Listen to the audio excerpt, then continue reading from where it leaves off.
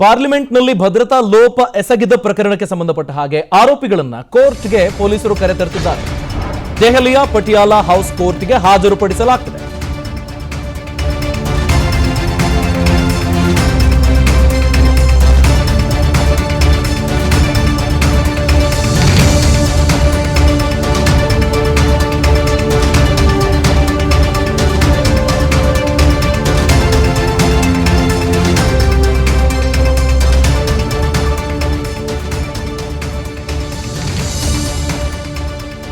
A1 Sagar Manoranjan, A3 Neelam, A4 Amol Shinde, ಇನ್ನು ಮಿಕ್ಕಂತೆ ಲಲಿತ್ ಝಾ ಅವರನ್ನ ಹುಡುಕುವಂತ ಕೆಲಸ ಆಗ್ತಾ ಇದೆ. ಈ ಆರೋಪಿಗಳು ಇನ್ನಿಬ್ಬರಿದ್ದಾರೆ. ಒಟ್ಟು 5 ವಶಕ್ಕೆ ಪಡೆದುಕೊಳ್ಳಲಾಗಿರುವುದು. ಒಬ್ಬನಿಗಾಗಿ ಹುಡುಕಾಟ ನಡೀತಿದೆ.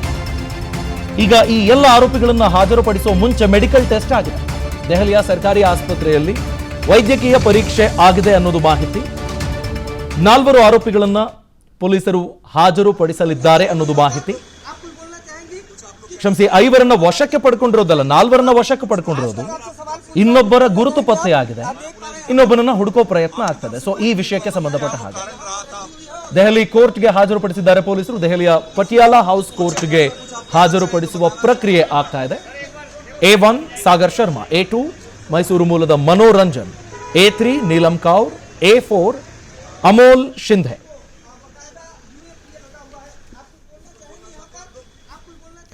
ಈ ಬಗ್ಗೆ ಡೀಟೇಲ್ಸ್ ಪಡ್ಕೊಳ್ಳೋಣ. ನಮ್ಮ ದೆಹಲಿ ಪ್ರತಿನಿಧಿ ವಿಕ್ರಮ್ ಕುಮಾರ್ ನೇರ ಸಂಪರ್ಕದಲ್ಲಿ ಜಾಯ್ನ್ ಆಗ್ತಿದ್ದಾರೆ.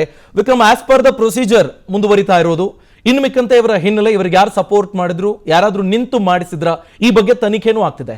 2 ವಿಷಯಕ್ಕೆ ಸಂಬಂಧಪಟ್ಟ ಅಪ್ಡೇಟ್ಸ್ ಅನ್ನ ಕೊಡಿ ವಿಕ್ರಮ್. ಎಸ್ ಅಭಿಷೇಕ, ನಿನ್ನೆ ಬೆಳಿಗ್ಗೆ ಅಂದ್ರೆ ಮಧ್ಯಾಹ್ನ ಸುಮಾರು ವೇಳೆಗೆ ಈ ಒಂದು ಸೆಕ್ಯೂರಿಟಿ ಬ್ರೀಚ್, ಭದ್ರತಾ ಲೋಪ ಆಗಿರ್ತಕ್ಕಂಥದ್ದು, ಅದನ್ನ ಎಸೆದಂತಹ 4 ಜನರನ್ನು ಕೂಡ ವಶಕ್ಕೆ ಪಡೆಯಲಾಗಿದೆ. ಅಂದ್ರೆ ಇಬ್ರು ಯಾರು ಮನೋರಂಜನ್ ಮತ್ತೆ ಸಾಗರ್ ಶರ್ಮಾ ಒಂದು ಕಲಾಪ ನಡೆಯುತ್ತಂತಹ ಸಂದರ್ಭದಲ್ಲಿ ವೀಕ್ಷಕರ ಗ್ಯಾಲರಿಯಿಂದ ಹಾರಿ ಒಳಗೆ ಎಂಟ್ರಿ ಕೊಟ್ಟವರು, ಹಾಗೇನೆ ಇನ್ನುಳಿದಂತೆ ಹೊರಗಡೆ ಅಮೋಲ್ ಶಿಂಧೆ ಮತ್ತೆ ನೀಲಂ ದೇವಿ ಏನು ಘೋಷಣೆಗಳನ್ನ ಕೂಗ್ತಾ ಇದ್ರು, ಅವರನ್ನು ಕೂಡ ವಶಕ್ಕೆ ಪಡೆದು ನಿನ್ನೆಯಿಂದ ಇವತ್ತಿನ ಬೆಳಗಿನ ಜಾವ 3 ಕೂಡ ಕಂಟಿನ್ಯೂಸ್ ಆಗಿರ್ತಕ್ಕಂಥ ವಿಚಾರಣೆಯನ್ನ ದೆಹಲಿ ಪೊಲೀಸರು ನಡೆಸಿದ್ರು. ಅದಾದ ಬಳಿಕ ಆಸ್ ಪರ್ ದ ಪ್ರೊಸೀಜರ್ ಕೋರ್ಟ್ಗೆ ಹಾಜರುಪಡಿಸಬೇಕು. ಕೋರ್ಟ್ಗೆ ಹಾಜರುಪಡಿಸೋದಕ್ಕಿಂತ ಮುಂಚೆ ಅವರ ಮೆಡಿಕಲ್ ಟೆಸ್ಟ್ ಆಗಬೇಕು. ಅಂದ್ರೆ ಸದ್ಯದ ಮಟ್ಟಿಗೆ ಅವರ ಆರೋಗ್ಯ ಪರಿಸ್ಥಿತಿ ಹೇಗಿದೆ ಅನ್ನೋದ್ರ ಬಗ್ಗೆ ಈ ರೀತಿಯಂತ ನಾರ್ಮಲ್ ಪ್ರೊಸೀಜರ್ನ ಅನುಸರಿಸಿ ಇದೀಗ ದೆಹಲಿಯ ಪಟಿಯಾಲಾ ಕೋರ್ಟ್ಗೆ ಅವರನ್ನ ಪ್ರೊಡ್ಯೂಸ್ ಮಾಡಲಾಗ್ತಾ ಇದೆ. ಸೊ ಈಗ ಅಂದ್ರೆ ಕೋರ್ಟ್ಗೆ ಪ್ರೊಡ್ಯೂಸ್ ಮಾಡಿದಂತಹ ಸಂದರ್ಭದಲ್ಲಿ ಸಹಜವಾಗಿ ಇನ್ನು ಏನು ವಿಚಾರಣಾ ಹಂತದಲ್ಲಿರೋ ಕಾರಣದಿಂದಾಗಿ ಕಸ್ಟಡಿಗೆ ಕೇಳೋದು ಪೊಲೀಸ್ನವ್ರು ಕೇಳ್ತಾರೆ. ಪಾರ್ಲಿಮೆಂಟರಿ ಸ್ಟ್ರೀಟ್ ಪೊಲೀಸ್ ಸ್ಟೇಷನ್ ಅವ್ರನ್ನ ವಶಕ್ಕೆ ಪಡೆದಿತ್ತು.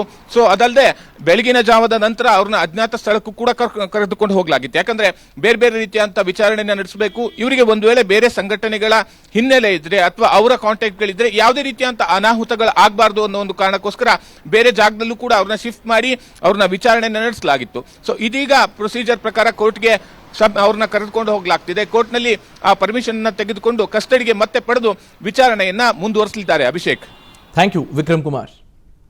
ಅನುಕ್ಷಣದ ಸುದ್ದಿಗಳಿಗಾಗಿ ವಿಸ್ತಾರ ಯೂಟ್ಯೂಬ್ ಚಾನೆಲ್ ಸಬ್ಸ್ಕ್ರೈಬ್ ಮಾಡಿ, ಬೆಲ್ ಐಕಾನ್ ಕ್ಲಿಕ್ ಮಾಡಿ. ಸುದ್ದಿಗಳ ಅಪ್ಡೇಟ್ಸ್ಗಾಗಿ ವಿಸ್ತಾರ ಆಪ್ ಡೌನ್ಲೋಡ್ ಮಾಡಿ.